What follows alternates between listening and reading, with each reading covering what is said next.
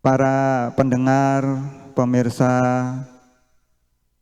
penikmat yang saya hormati, kalau kita perhatikan dalam ayat ini, ayat yang masih membahas orang-orang munafik, di dalam ujung ayat Allah menyebutkan wallahu muhitum bil kafirin. Loh, mengapa lafadz yang digunakan kok bil kafirin? Mengapa tidak atau bukan wallahu muhitum bil munafikin misalnya? Menurut ahli tafsir, memang pada dasarnya Allah itu menilai setiap hambanya tidaklah didasarkan pada zahir atau luarnya. Memang orang-orang munafik mereka juga melakukan sholat, mengerjakan puasa juga, melakukan haji, ya.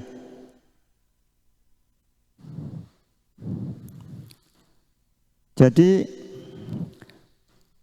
yang dipandang, yang dinilai oleh Allah bukanlah dohirnya, sebagaimana kita pernah mendengarkan Rasulullah, menjumpai Rasulullah bersabda dalam sebuah hadis,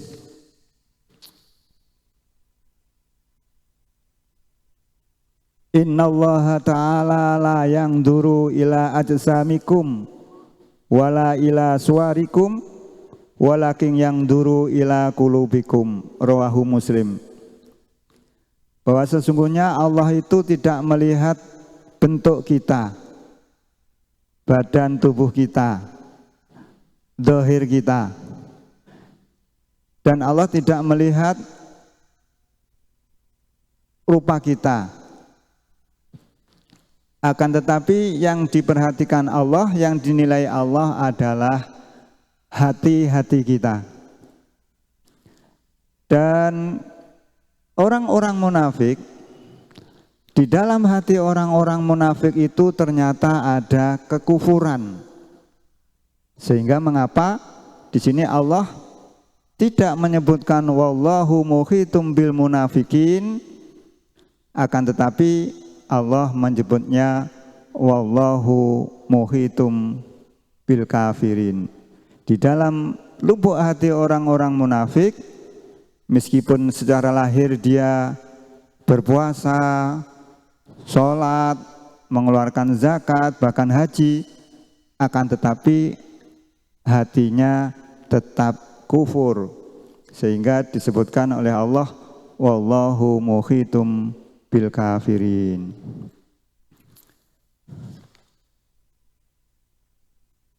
Dari sini berarti boleh juga kita katakan kalau begitu manusia bisa dikelompokkan menjadi dua golongan. Yang pertama golongan orang-orang yang beriman, mukmin, dan yang kedua adalah golongan orang-orang kafir. Nah, dalam hal ini berdasarkan keterangan tadi, kalaulah Allah menghendaki mencabut penglihatan orang-orang munafik, mencabut pendengaran orang-orang munafik, itu adalah soal gampang. Karena Allah Maha berkuasa. Innallaha ala kulli syai'in qadir, sebagaimana pada ayat yang akan dibahas di selanjutnya nanti. Karena itu sepatutnya, sekali lagi saya ulangi, karena Allah itu Maha berkuasa atas segala sesuatu,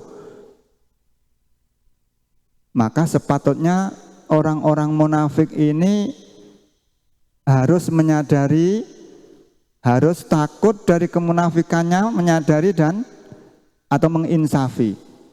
Nah, kalaulah mereka tidak mau insaf, tidak mau sadar, berarti tepatlah dikatakan justru mereka orang-orang munafik itulah yang patut dikatakan sebagai orang-orang yang bodoh. Sebagaimana ayat yang sebelumnya. Para penikmat, pendengar, pemirsa rahimakumullah, satu hal lagi yang bisa kita ambil pelajaran dari ayat kalimat terakhir, wallahu muhitum bil kafirin. Allah mengetahui terhadap orang-orang kafir. Sebenarnya tidak saja terhadap orang-orang kafir, terhadap orang-orang mukmin pun Allah Maha mengetahui. Allah mengetahui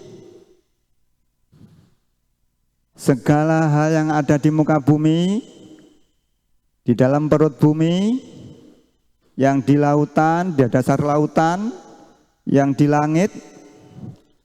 Allah juga mengetahui tidak saja hal-hal yang bersifat kulli, tetapi yang bersifat juz'i pun Allah Maha mengetahui.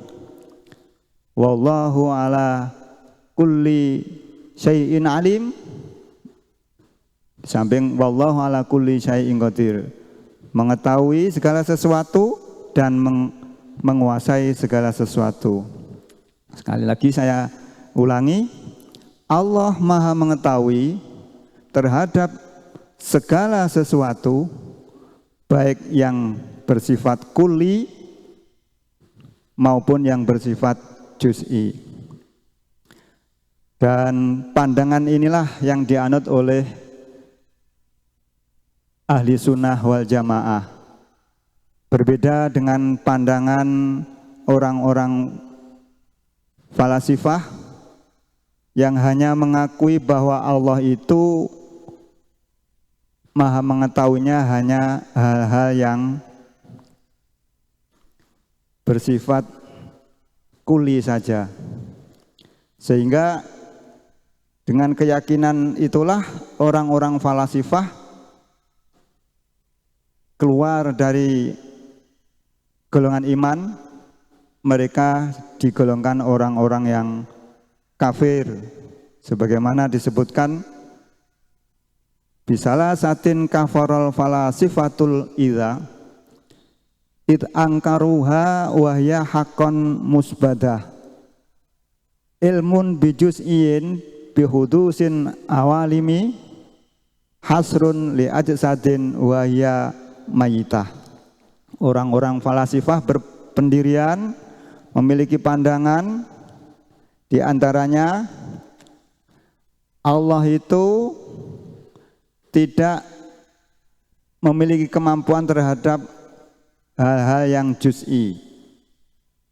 Kedua, alam dikatakan sebagai qadim, bukan hudus atau hadis. Dan yang terakhir, orang-orang falasifah memiliki paham, pendirian, keyakinan bahwa tidak ada alam hasr atau alam berbangkit. Dari itulah maka mereka dikatakan keluar dari pandangan ahli sunnah wal jamaah. Allah Maha mengetahui segala sesuatu, yang dohir, yang batin, di dalam hati kita mengetahui, termasuk juga hal-hal yang juz'i yang lain. Demikian belajar ngaji kita saat ini, mudah-mudahan bermanfaat. Ada kekurangannya, ada kesalahannya, Al-Fakir mohon untuk dikoreksi. Akhirnya subhanakallahumma wa bihamdika